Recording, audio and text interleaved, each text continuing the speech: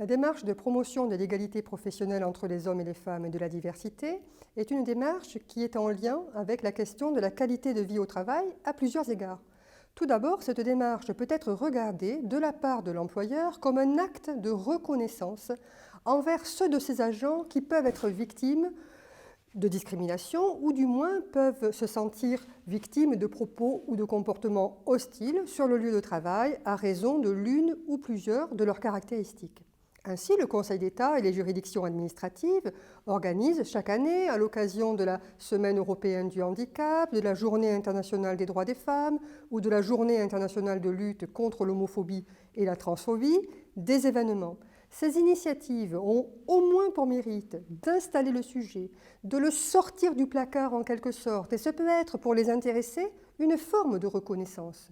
Or, la reconnaissance est l'antithèse et l'antidote de la discrimination.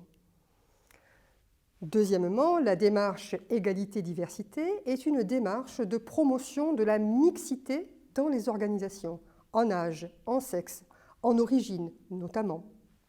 Les rapports de situation comparés inclus dans les bilans sociaux des agents, des magistrats, des membres du Conseil d'État sont un moyen de mesurer annuellement le degré de mixité à tous les grades et dans toutes les fonctions.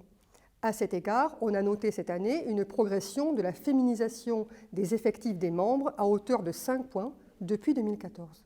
On le sait, des études scientifiques de psychosociologie l'ont prouvé, les collectifs de travail mixtes sont plus dynamiques, plus créatifs, plus innovants que les collectifs de travail non mixtes. L'institution, donc, a, dans cette démarche, tout à gagner.